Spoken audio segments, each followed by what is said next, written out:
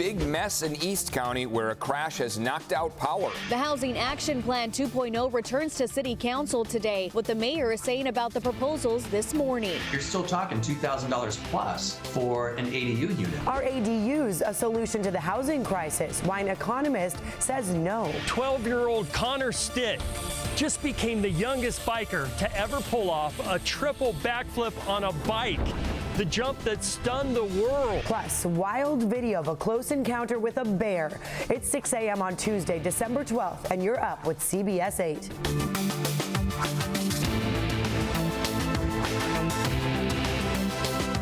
And we begin with breaking news. Right now, over 1,000 customers are without power in East County after this. A car hit a power pole just after midnight. Thanks for being here at 6 a.m. I'm Eric Connert. And I'm Neda Irampour. CBS 8's Chris Groh joining us live in Bostonia now with an update on this pretty big mess. That's a huge pole, Chris.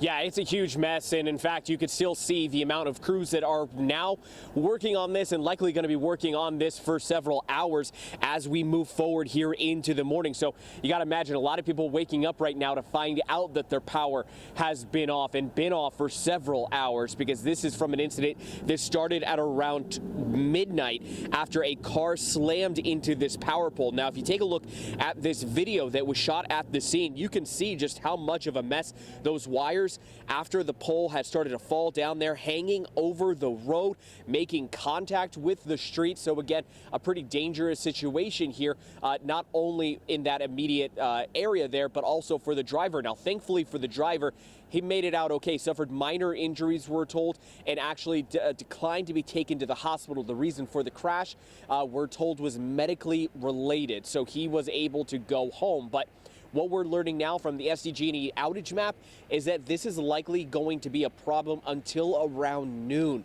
So again, we're talking about a crash in this power pole happening at midnight, and now not being able until potentially noon to get power on for somewhere around 1,200 customers in this area. The other thing is that this road, 2nd Street, very busy normally, especially in the early morning hours, and you have large chunks of it right now that are shut down because of these crews that are working out here on these power lines. So if you live in and around this area, if you work in this area, please continue to check your maps as well as that SDG&E power outage map to see exactly not only where to go, but also when that power may be returned.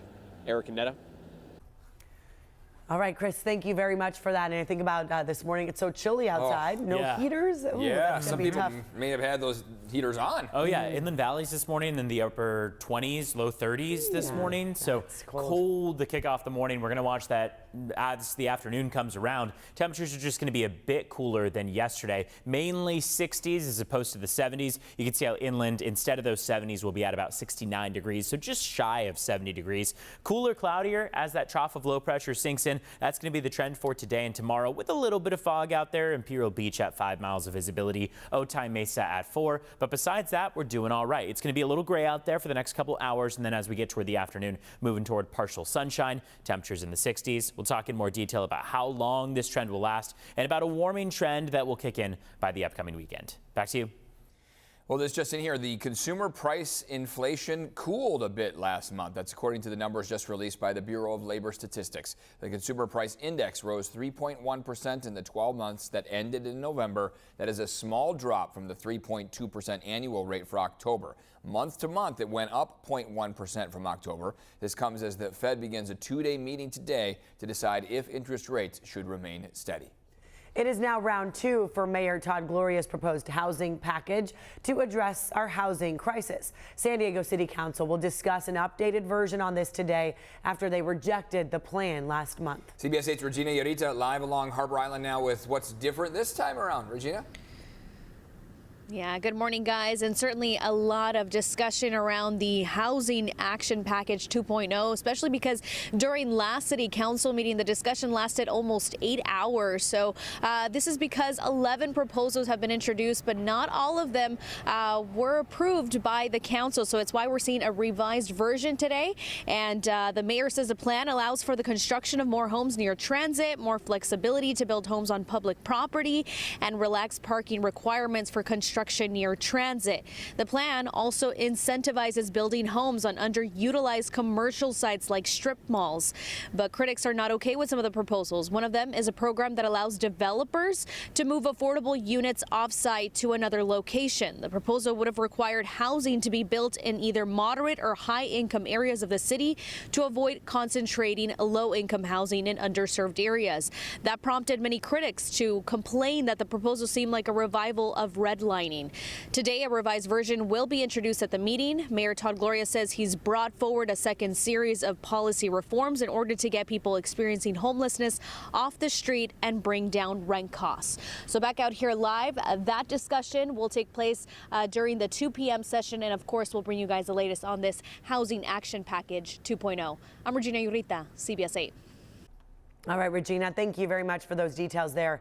And right now, hundreds of ADUs are being built across San Diego, but one industry analyst says they will do little to solve our housing crisis. It's just a small Band-Aid approach where we're adding little tiny increments of housing, but this isn't a long-term solution. What we're missing and where the big crisis is family housing. 2-bedroom, 3-bedroom units to replace single-family homes that are no longer being built. So real estate economist Nathan Motor, you just heard from, says rents for ADUs usually are not cheap. And with San Diego running out of space, he thinks we will need to build more townhomes, which can be affordable for some families and still allow developers to make a profit, giving them an incentive to build them. It's estimated San Diego needs to be building around 15,000 new units every year. Last year, the city approved just over 5,300. Motor added that ADUs are a needed product, but for a very tiny targeted audience. Today, the Chula Vista City Council set to vote whether or not to reopen Harborside Park or to redevelop it for housing and recreation. Here's a new rendering of what the development could look like. You see it there. The park has been closed for more than a year now after a growing tent encampment and a shooting raised some safety concerns. Community members have rallied to reopen it. Today's meeting is at 5 p.m. Well, today, the former National City teacher accused of having an inappropriate relationship with 2 young boys will be back in court. Last month, Jacqueline Maugh's preliminary hearing was pushed back to today due to both sides working on a plea deal that would keep the case from going to trial. Maugh faces numerous sexual misconduct charges. She's accused of lewd behavior with one student and engaging in sex acts with another. Well, from festive cheer to retail fear, that's what San Diego County's District Attorney Summer Stephan will address during a hearing on Capitol Hill this morning. Stephan will testify in D.C. before the House Subcommittee on Counterterrorism, Law Enforcement, and Intelligence about organized retail theft.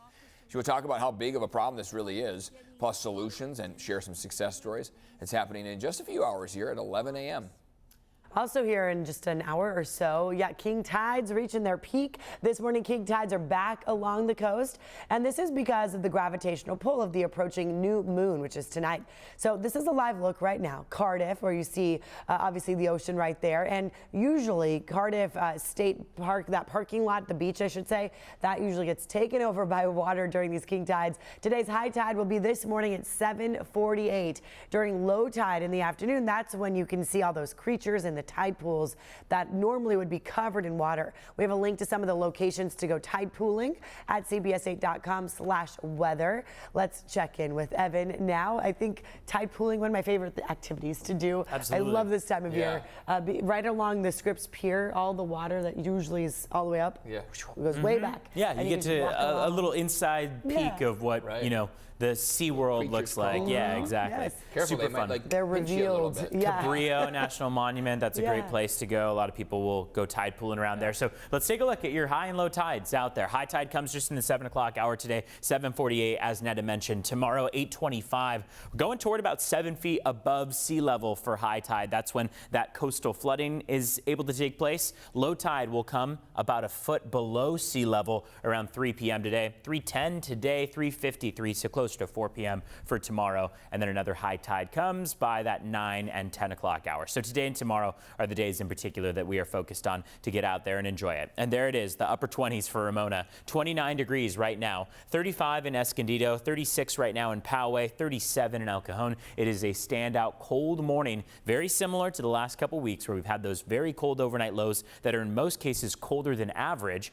and then warmer than average afternoon highs. And that's usually symptomatic of clear skies, dry skies as well. We've had many Santa Ana wind events. Today is not one of those days because we are actually seeing quite the opposite. We've got an increase in cloud cover for today. Tomorrow's going to hold on to the cooler temperatures, but we'll watch as those temperatures climb into the end of the week and the weekend, heading back to the upper 70s and even some low 80s out there. So not a huge fluctuation in temperatures. It's mainly upper 60s, low 70s for the afternoon hours today, and then upper 70s, low 80s going into the end of the week. Overnight low temperatures are also going to regain a bit of normalcy, not by much, but worth noting, 41 and 42 overnight, climbing up to maybe 48, 49 degrees for that overnight stretch as we get toward the end of the week and the weekend out there. In the meantime, this afternoon, we've got a lot of 60s along our coastline, 62 for La Jolla as that afternoon high, 64 for Pacific Beach, 66 in San Diego, and 68 for Mira Mesa. Santee making it to 71, Fallbrook 69, along with Escondido and Poway